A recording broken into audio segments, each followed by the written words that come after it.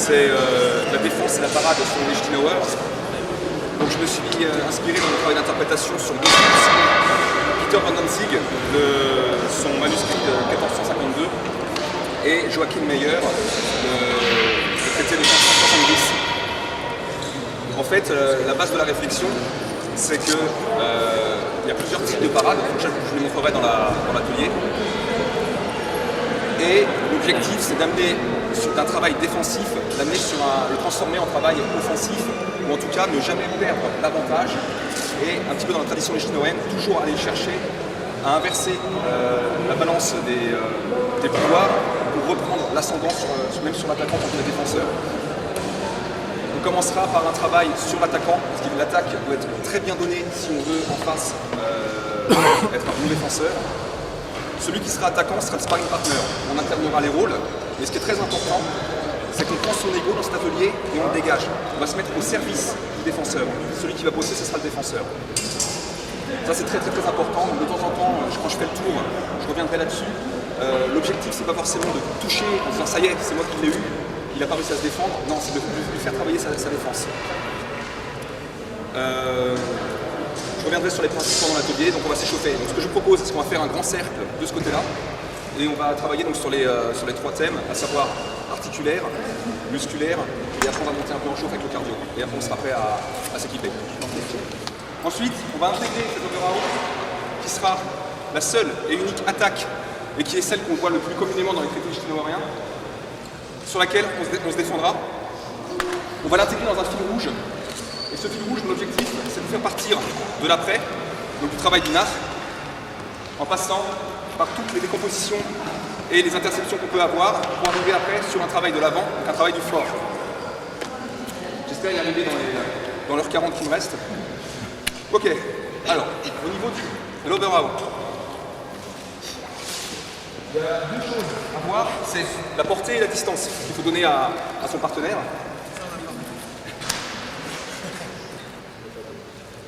Donc, la portée, ce que je vais vous demander, c'est que le overhouse part avec le tiers du faible de l'épée. Cette partie-là. Alors évidemment, overhouse, je ne reviens pas dessus, hein, c'est un coup diagonal, de haut en bas. Ça, c'est au niveau de la portée. Ce qui veut dire, ici, les glossateurs disent soit grand, long avec l'épée, petit avec le corps. On peut imaginer, c'est une histoire de perspective, ça veut dire soit le plus loin possible aussi de ton adversaire, ce qui permet d'être plus petit. Donc je propose effectivement d'être assez bas sur ses appuis, bien centré. Ici. Moi je pose la main sur le pommeau, on voit d'ailleurs sur le tête de Meyer, il est souvent ici, voire ici, comme pour une poignée de voiture. Au niveau de l'approche, donc on va commencer à travailler, poser sur l'épée, on a une portée, on va reculer d'un pas, on va appuyer d'un deuxième pas. Ici, on est sur ce que moi je pense être la bonne distance d'attaque, à savoir il faut un pas d'approche et ensuite un pas pour toucher. Je mets trois zones en couleur pour mes apprenants. Vert, orange, rouge comme les feux. Vert, c'est la distance dans laquelle je suis en sécurité.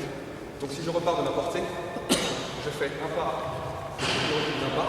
Ici, pour moi, quand on est pelote, reste à peu près au carré, logiquement, avec un pas, on ne peut pas me toucher. Même si le temps. Voilà. Donc je suis en sécurité.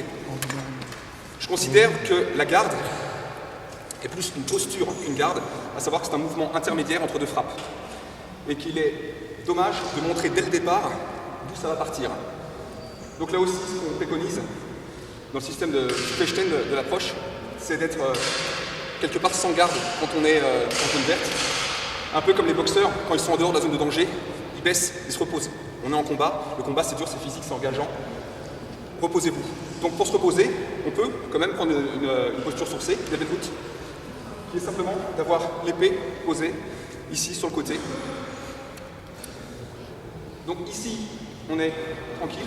Dès qu'on va pouvoir lancer une attaque, on va avancer et ensuite lancer son attaque en remontant sur la garde privilégiée pour lancer l'overhouse, le front tag, donc la garde du toit, la garde du jour.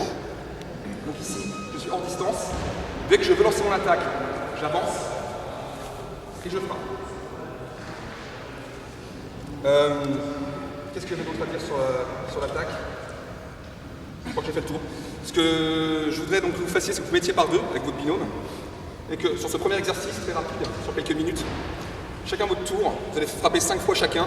Et simplement, déjà, pour ceux qui ne connaissent pas leur portée ou qui ne connaissent pas bien leur binôme, prendre ici la portée, faire un pas, reculer d'un pas et se mettre en zone verte et descendre. Voilà. Oui, une dernière chose, c'est ça qui m'est revenu. La latéralisation de l'attaque. Les glossateurs nous disent, si tu es droitier, frappe à droite. Si tu es gaucher, frappe à gauche.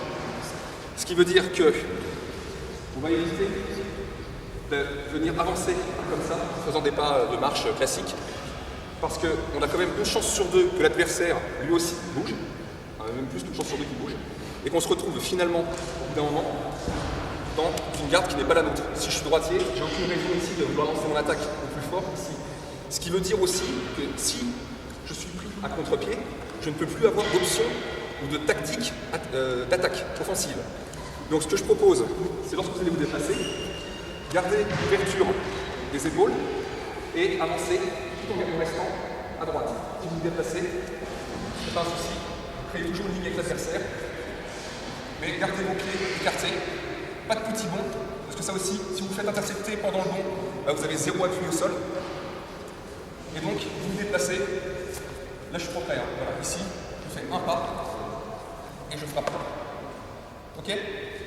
Et ensuite, je me replace, et dès que je sors de la distance, je repars en événement. On se met par deux et on y va, on bosse ça pendant quelques minutes. J'ai vu des attaques, effectivement, où les jambes partaient, et les suivaient. Là, on va se faire sniper dans le mouvement. Ça, c'est la première chose.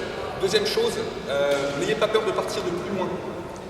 Cette zone verte dont je parle, c'est la zone de sécurité. Il faut partir de cette zone-là. Il y a eu beaucoup d'attaques qui ont été lancées. Vu qu'on connaît son partenaire et qu'on est face à face, ben on se met là, on fait un pas, on frappe, on revient, on fait un pas, on frappe. Mais là, du coup, on ne simule pas le combat tel qu'il est.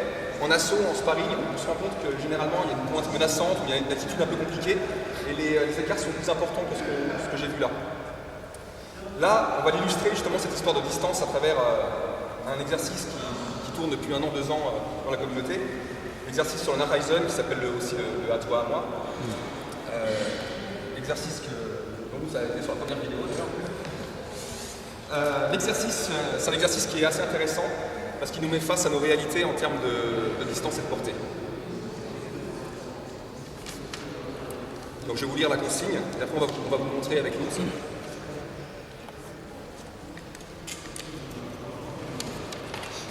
Voilà, donc le principe est que chacun son tour, on va attaquer en Oberao, on garde la même attaque.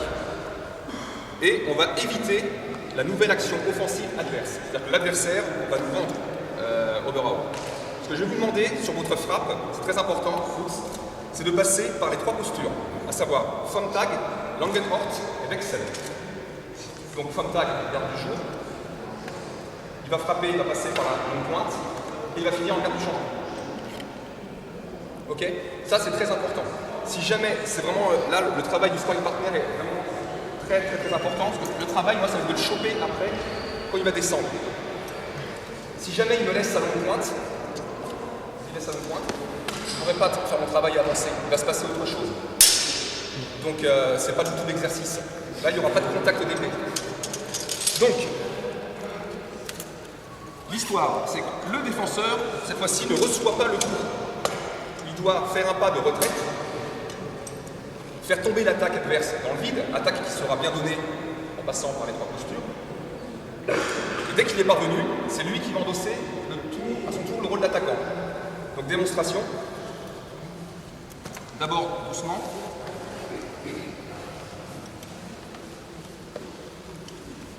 Je suis l'attaquant. Je vais mettre les gants.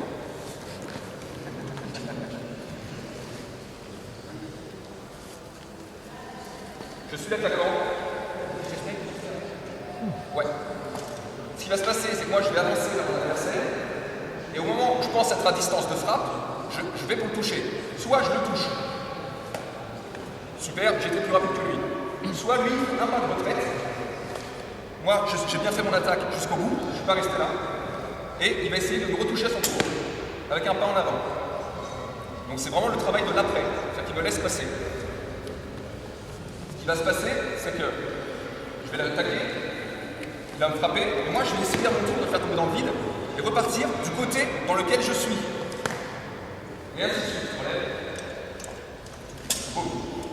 Donc, au niveau des pas,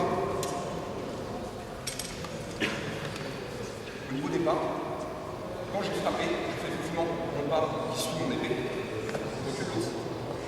Mais ici, surtout, je ne me remets pas dans ma garde. Je perds un temps, je vais me faire shooter. Si je suis tombé à gauche, je reste à gauche. Je relève, et là, maintenant, je vais attaquer à gauche. D'accord? Ce que je vous propose, c'est de faire 2 lignes, et on va travailler dans ce sens. Alors, la particularité de cet exercice aussi, si on ne veut pas se toucher, on peut avoir des courants de fond qui vont partir par un ici. Là, je te bats, ça va continuer comme ça indéfiniment jusqu'à ce qu'il touche le mur. C'est pas super. Là, je disais toujours au sparring partner, fais travailler l'autre. Donc là, l'autre va me provoquer à l'attaque. Il veut rester dans. Il veut maîtriser sa portée. Attention, je ne vais pas le masque. Donc ici, il va reculer. Donc là, ça y est, je le vois. Donc je pars. Voilà.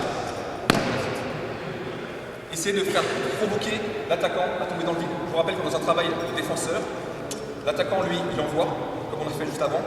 Le défenseur, il fait tomber l'autre dans le vide en le provoquant à frapper. Réfléchissez à ça. Faites 2 lignes et on travaille comme ça. Au niveau des déplacements, vous pouvez vous déplacer comme vous voulez, gênez pas votre voisin. Notion de distance et de portée qui sont très importantes. Et on voit que souvent, on a frappé la première plutôt correctement. Le premier a réussi à faire tomber dans le vide. Mais là, celui qui a attaqué s'est retrouvé le poids vers l'avant, en déséquilibre, et c'est très très dur de repartir en arrière. Les glossateurs, Lichtenauer, d'après ce qu'on a raconté sur lui, il dit toujours de rester dans la balance. La balance, c'est être bien sur son corps et ne pas être en déséquilibre en fait, surtout.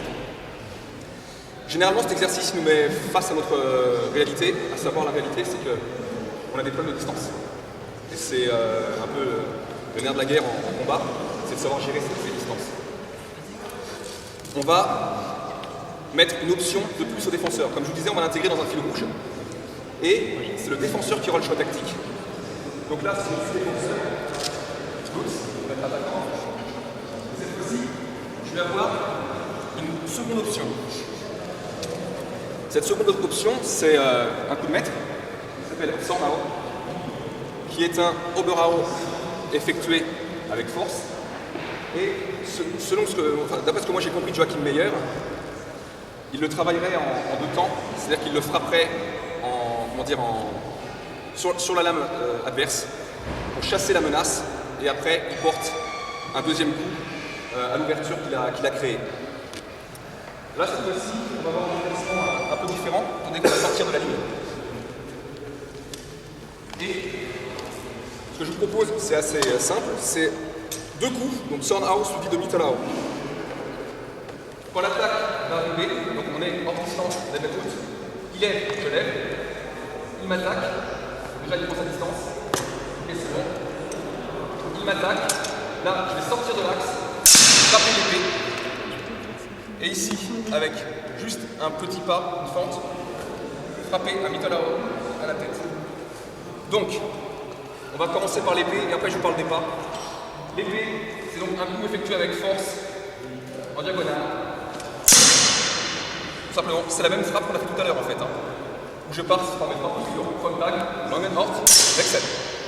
Et là, étant donné que ma pointe n'est plus menaçante, je dois l'amener le plus rapidement possible au visage, je monte. Au niveau des pas,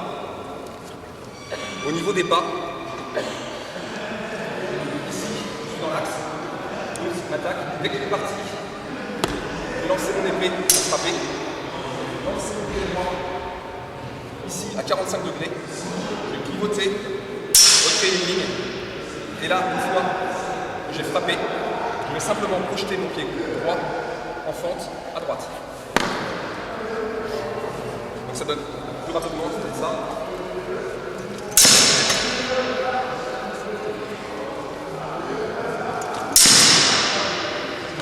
Essayez de ne pas mettre une grosse chiche au niveau du Mittelao dans votre copain. C'est un partenaire de travail. La troisième, ça va le gonfler. Il joue pour vous. Donc là, pour cet exercice, avant d'intégrer au fil rouge, on va juste répéter ça. Donc on va tourner pour corriger, je pense, principalement les pieds. Donc je répète au niveau des pieds. Ici, je sors à 45 degrés, je refais une ligne et je fais une fente. Donc c'est bien ça.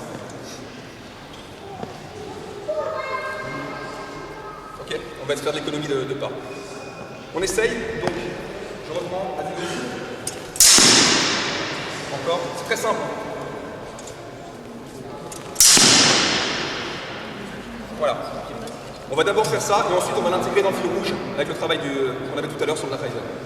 On y va, on se remet par deux, on travaille. Un peu du plan tactique, on a eu des exercices. On a imposé là, cette fois-ci, vous allez avoir le choix. Le choix revient en défenseur. Donc, on va se retrouver dans les deux options qu'on a vues précédemment. Première option. Première option, je vais le faire tomber dans le vide. Donc vous êtes l'attaquant, il est à mon service. De temps en temps, je préconise, parce que vous ne bougiez pas, pour voir si l'attaque qui est donnée à bonne portée. Je sais qu'il est bon dans la portée, j'ai confiance, très confiance. Je le connais. Donc là, ce qui va se passer, c'est qu'on est en distance, on est à bonne route. Dès que l'attaquant va lever le point de tag, je lève le point de tag. Et là, maintenant, j'ai deux choix. Soit il va m'attaquer, je vais le laisser tomber dans le vide, et là, je vais lui remettre un shoot à la tête. Soit il va m'attaquer, et là, je vais j'ai deux possibilités. C'est moi qui gère en tant que défenseur. Donc dès le départ, avant que l'attaque arrive, je sais ce qui va se passer. Donc c'est moi qui vais le décider. Je sais d'où ça vient, je sais ce qui va se passer. Donc je reprends le masque. Par contre, on n'intervertit pas les rôles comme tout à l'heure dans le travail de la 3 à moi. On reste 5 fois l'un, 5 fois l'autre. On travaille les mouvements. Donc vous, cet attaquant, on y va.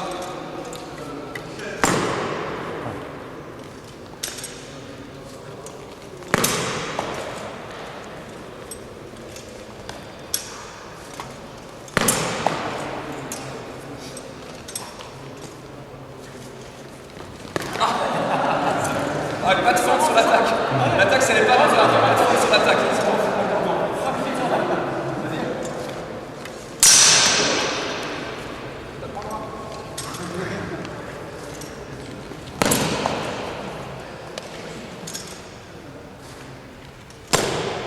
Ok. Donc, de temps en temps, je laisse toucher à la tête. J'ai un bon sparring partner, on me donne du bon travail. Je le fais tomber dans le vide, je le frappe, il se laisse toucher. Ou je fais 100 Nao, 8 Nao. Ok, on se remet par deux, on travaille ça. C'est parti. On va ajouter une option à l'attaquant. L'attaquant va pouvoir conserver sa pointe. Dans les traités législoriens, on nous conseille fortement, lorsqu'on frappe, de maintenir la pointe menaçante. C'est une très bonne protection pour éventuellement le coup qui pourrait venir derrière. Et si jamais effectivement l'adversaire veut nous faire tomber dans le vide, on a la menace qui est prête pour balancer un estoc au corps ou à la tête. Donc cette fois-ci, mon adversaire va s'arrêter en long hand. Donc il va frapper, moi je vais relever. C'est toujours moi qui donne le choix tactique. Si jamais je décide de ne pas reculer, je vais conserver le box tout à l'heure. Si je décide de faire tomber dans le vide, et qu'il n'est pas tombé dans le vide, là ici, lui, son option la plus simple, c'est la pointe au visage. Avec une fente ou un pas. Là, ce qui est préconisé dans les traités, c'est le coup d'Orient, le bigle, en allemand, Schiller.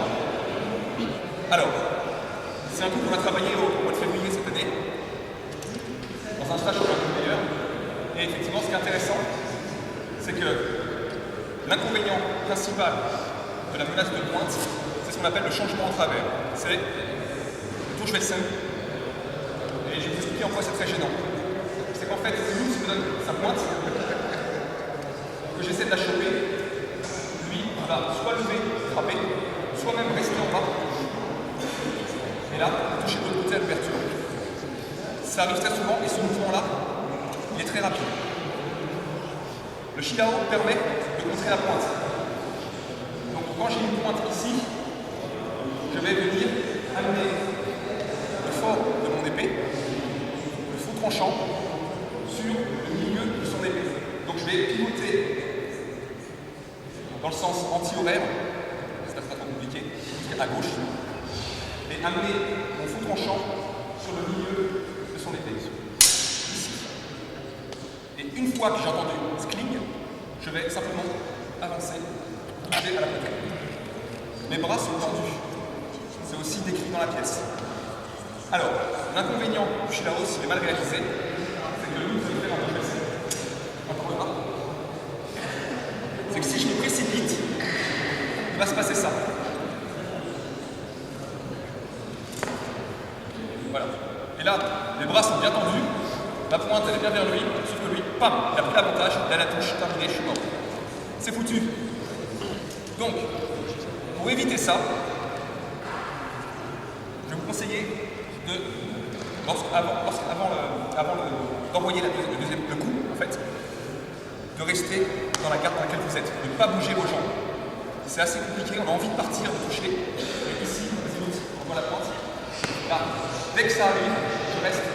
Vas-y, tac. Ici, je n'ai pas bougé. Dès que j'ai entendu le cri, dès que j'ai le sentiment du fer, Funen, ici, là j'envoie. Je fais mon pas en avant. Tant que je ne l'ai pas entendu, je ne bouge pas. Parce que s'il fait son dojo SM, vas-y, fais-le par le bas. Ici, toujours en l'avantage. Parce que je n'ai pas bougé. Si j'avais bougé, je rentrais dans sa pointe. Donc là, sur l'exercice, l'attaquant va simplement frapper. Vas-y. Moi, je vais faire tomber en vide, il laisse sa pointe. Et là, il va juste faire une fente avant en attaquant avec la pointe au corps. Moi, ce que j'ai à faire, juste, je rappelle qu'avant d'intégrer au fil rouge, on répète la pièce, c'est juste ici, je donne mon faux tranchant. Et une fois que j'ai eu le sentiment du fer, je lance la pointe. Ok? On va venir vous corriger pour ceux qui ne connaissent pas ce coup de mètre. On va le faire à une vitesse rapide.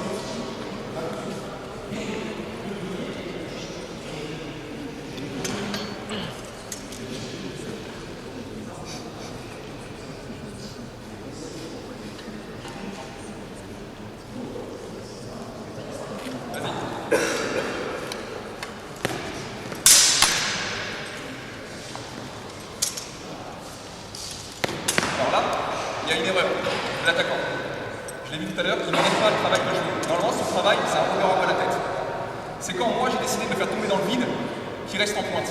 On recommence. Ok.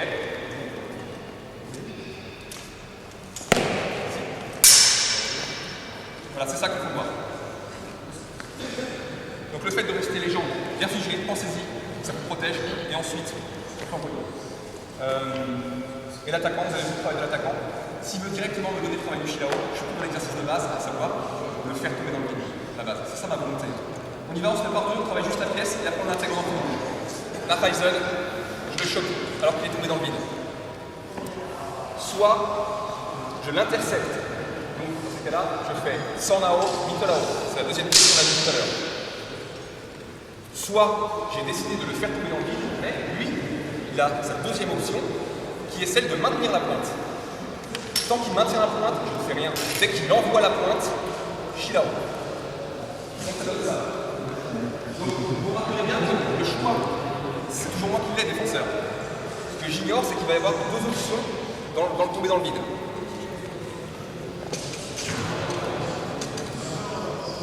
Donc je vais les faire d'abord les unes après les autres. Première option, touche.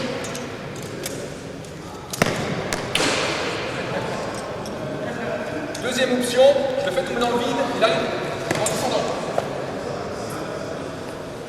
Troisième option, je l'intercepte. Dernière option, je le fais tomber dans le vide, mais il laisse sa pointe, il m'attaque. Je rentre. Donc maintenant, je vous montre une dernière fois sans le mettre dans l'ordre. Donc l'outil, toi, tu fais un cover. Je peux le mettre là.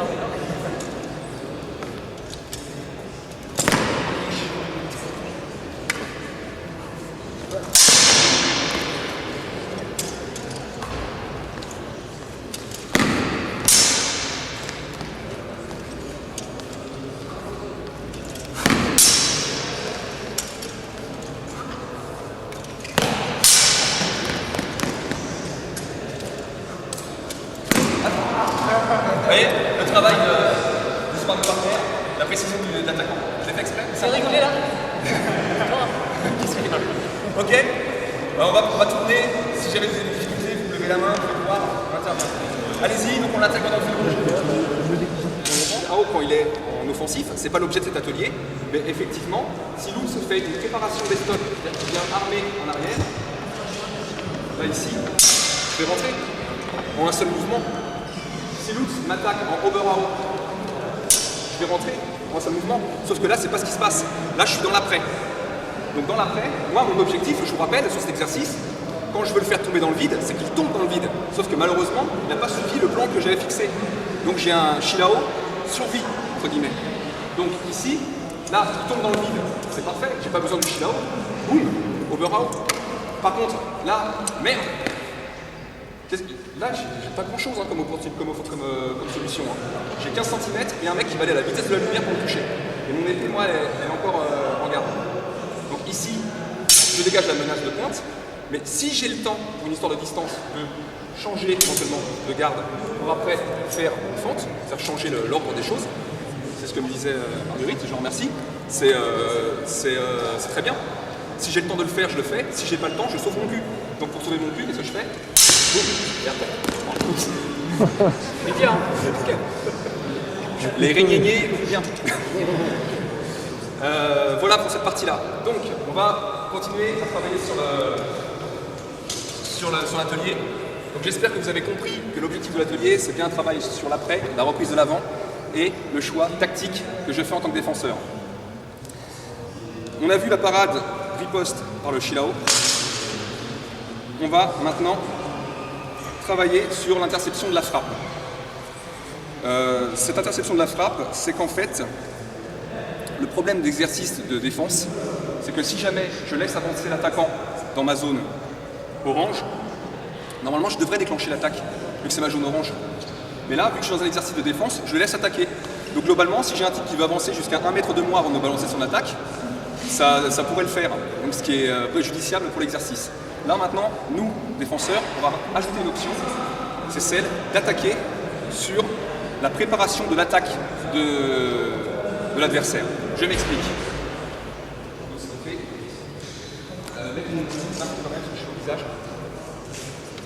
Alors, la brisure de Frontag, garde du jour, c'est le Schwerschau. Donc c'est cette pièce que l'on va prendre, enfin ce coup de maître que l'on va prendre, pardon, pour contrer notre attaquant dans sa préparation d'attaque. Donc Lutz, il va se mettre en zone verte. Il est en Eben Lutz. Là, il n'est pas dangereux, faire ce qu'on veut. Il va avancer. Il va avancer, et là, ça y est. Il a armé, s'il arme, il attaque. L'intérêt de lever sa garde sans attaquer, c'est pas spécialement utile. Il pourrait très bien rester comme ça, il serait détendu. Là, s'il fait ça, c'est qu'il projette de m'attaquer. Le feinter, faire plein de choses, mais en tout cas, il projette de faire quelque chose. Moi, à partir de ce moment-là, ce que je vais faire, c'est que si je suis aussi à distance de frappe, il n'y a pas de raison, hein. S'il est à distance de frappe, vas-y, Lutz. S'il est à distance de frappe, je suis aussi à distance de frappe. C'est que là, ce que je vais faire, c'est que je vais frapper directement à sa tête par le Schwerschau, comme ça, vas-y. Donc, les pas, c'est exactement les mêmes que celui que je vous ai montré tout à l'heure sur le Tsanao. Je pars à 45 degrés et je recrée ma ligne. Je sors de la ligne et l'idéal sur le Schwersch, c'est que l'attaque se fait avec le fort de la lame. Le faible va suivre tout seul. Je vais mettre mon... Donc là, notre attaquant, il va être un peu embêté parce que soit, effectivement, il va me toucher, soit je vais le laisser tomber dans le vide, soit je vais l'intercepter, soit je vais le choper sur sa préparation d'attaque. Vas-y. Dès qu'il lève. Alors, comment je vois quel est le moment? Dès qu'il lève. Dès qu'il lève, je fonce dessus. C'est moche, mais c'est la vie. Il y a une raison pour laquelle le Schwerschau fonctionne rarement en compétition, c'est parce qu'il est mal fait, tout simplement. Très bonne raison. Je m'explique. Voilà, on est tous d'accord là-dessus, n'est-ce pas? Il y a beaucoup de gens qui ne veulent plus l'utiliser parce que vous le faites mal. Le Schwerschau, il n'est pas là c'est pas un coup défensif, c'est un coup offensif. Si, moi je sais bien que mes, comme tu dis, pas des élèves, ce sont des Apprenants. Oh, qu'est-ce que c'est bien dit? Apprenants. C'est des apprenants. Moi je suis pas des apprenants, je suis des élèves. Je suis pas prof, pas d'élève. Ok. C'est qu'on arrive. Moi j'aime bien que les slasher vous bossez au début sans gants. Parce que quand vous le bossez sans gants, vous réalisez rapidement. Avec juste très rapidement. Quand je suis là, wow, ça fait mal ici, d'accord? Je suis très loin, ça passe pas. Ça touche l'angle. L'angle ici n'est pas correct.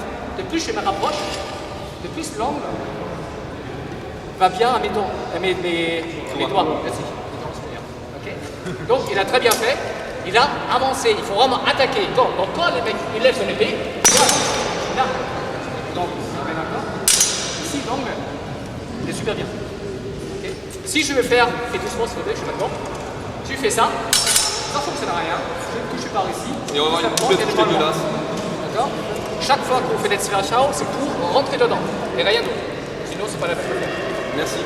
Donc, on est bien effectivement sur une attaque. Et là, on commence à inverser l'espace temporel. On était dans l'après, on arrive maintenant de manière concomitante à l'attaque. Donc, il lève, il veut m'attaquer. Avant que son coup parte, je viens le choper dans l'attaque. Donc, on va le faire quelques minutes, 5 minutes, juste en répétition, c'est très simple. Donc, Nebenut. Si, le mec il est allemand. Nebenut. Moi, ici, Nebenut. Dès qu'il lève, j'envoie. D'accord? J'envoie, direct. Il lève, il est à distance. S'il lève et qu'il n'est pas à distance, eh ben, tant pis, j'enculé. Ça travaille sur la parade. C'est pas gênant. Je n'ai pas envie de le voir m'attendre comme ça. Je déteste ça. Donc je vais travailler différemment, etc. Hop. Et puis là, il lève. Et je shoot. D'accord? Il lève. Boum. Comme Guignol. Ok? Alors, Zwerchhau, effectivement, l'autre l'a décrit un petit peu tout à l'heure. Pour ceux qui ne le connaissent pas, c'est un coup, effectivement, où je viens encore pivoter dans le sens anti-horaire, donc vers la gauche. Je place mon pouce en dessous, mes quillons sont horizontaux, ma fusée est au-dessus de ma tête pour me protéger, et effectivement, c'est un coup vers l'avant. Les bras sont raccourcis, contrairement au Shilao où mes bras sont tendus, c'est raccourci, ce qui signifie que je dois avoir un mouvement offensif. Ce qui colle bien avec mon atelier, parce que dans mon atelier, le garçon il veut m'attaquer, donc il va raccourcir la distance, et moi je l'attaque aussi en même temps. Les deux distances se raccourcissant, je dois être à distance de frappe de Zwerchhau. Ça passe ça ou pas? Ouais? Bon, allez-y. C'est la synthèse de tout ce qu'on vient de voir.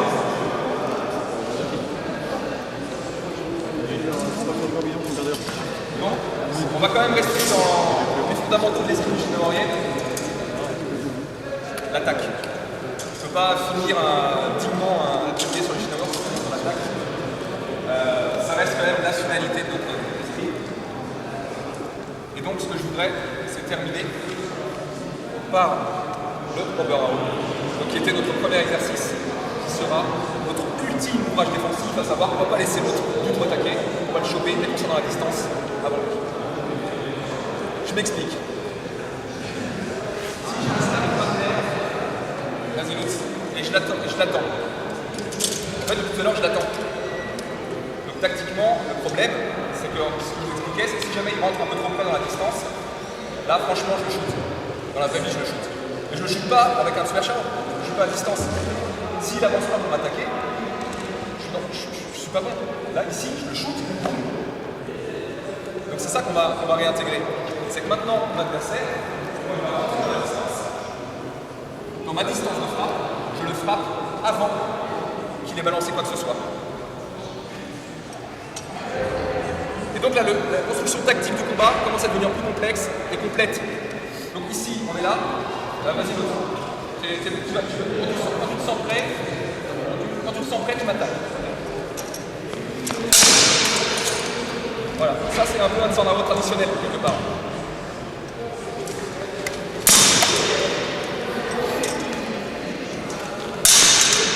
Je prends l'avant si je peux prendre l'avant. Si jamais c'est lui qui l'a pris, je suis en réaction.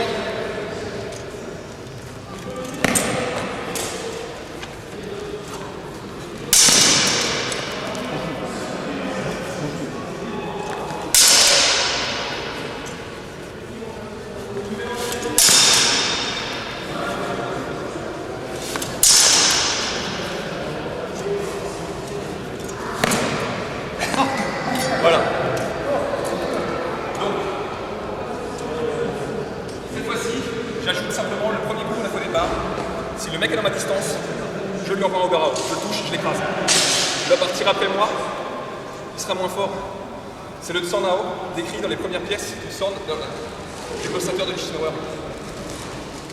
Donc je reprends les options possibles, de l'après vers l'avant. La Ryzen. La Ryzen avec une pointe.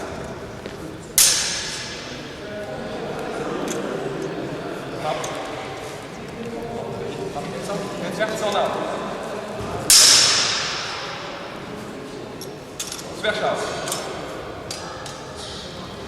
Overall. Ok. Voilà vos options. Donc là, il n'y a pas de répétition de gestes. Vous jouez, il reste 5 minutes. Après les 5 minutes, on va se retrouver tous au milieu. On va s'asseoir, on va faire un petit retour au calme. Et je vais vous lire la source pendant 3-4 minutes. Et après, on pourra aller manger. Ce sera bien mérité. Allez, on y va sur le dernier exercice. Essayez de donner la dernière chose 5 minutes encore à bosser. Ce qui était important, c'est de vous dire pourquoi j'ai travaillé cet atelier. Et vous lire donc tranquillement. Vous pouvez faire la sieste, vous pouvez faire de la sophro, faites ce que vous voulez. Juste la source de Peter Van Danzig et la source de Joachim Meyer. Donc là, laissez-vous imprégner par la source. Voici le texte et la glose des 4 parades. Peter Van Danzig, glossateur de Johann Lichtenauer. Retiens cela. Tu as entendu précédemment ce que sont les 4 gardes. Ainsi dois-tu également connaître les 4 parades qui brisent ces mêmes 4 gardes. En outre, il n'y a pas de parade contre cela, puisque ce sont justement 4 coups qui les brisent. Retiens cela. Le premier est le coup tordu, celui-ci brise cette garde que l'on nomme le bœuf. Retiens cela. Le deuxième coup est le coup transversal, qui brise la garde du toit. Le troisième coup est le coup lorgnant, qui brise la charrue. Retiens. Le quatrième coup est le crânien, celui-ci brise la garde du fou, et quant à la manière de briser les 4 gardes avec les coups, tu trouveras cela écrit dans les passages sur ces mêmes coups. Voici le texte et les gloses expliquant qu'il ne faut pas parer. Retiens que tu ne dois pas parer comme le font les escrimeurs communs. Lorsqu'ils parent, ils tiennent leur pointe en l'air ou sur un côté. Et il faut comprendre cela. Pendant la parade, ils ne savent pas comment chercher les 4 ouvertures. C'est pourquoi ils sont souvent vaincus.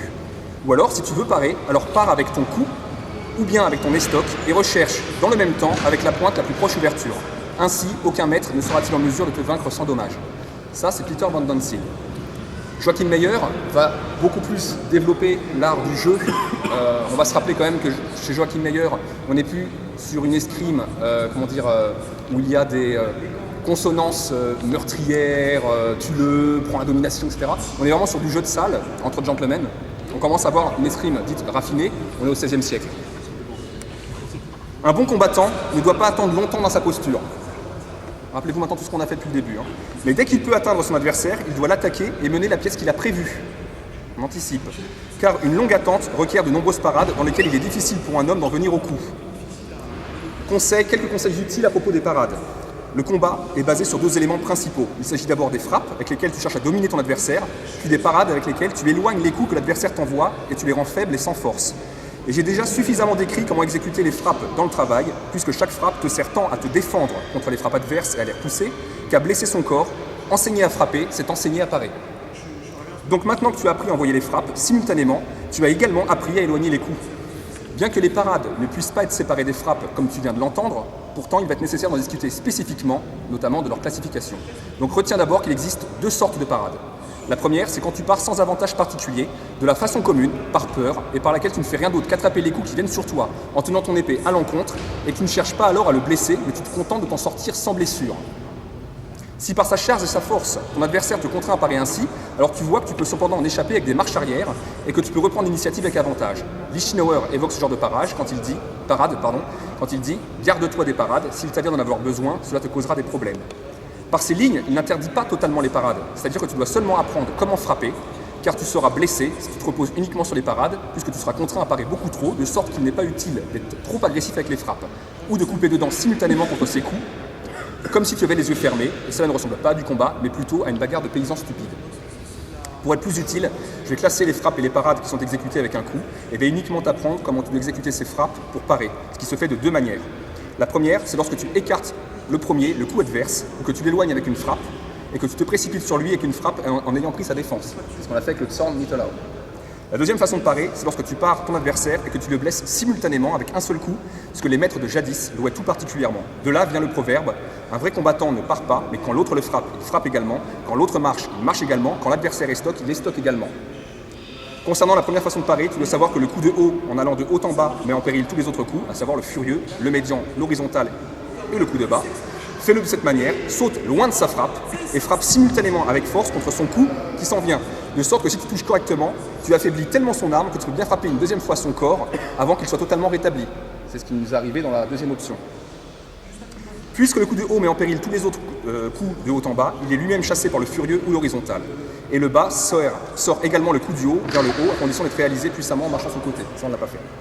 Lorsque deux frappes sont lancées simultanément, avec les pas appropriés, le premier marche un tout petit peu avant ou après l'autre, comme ça se produit le temps d'un clignement de l'œil, alors ils emmènent leur parade avec eux, et cette parade est incluse dans les premiers coups droits.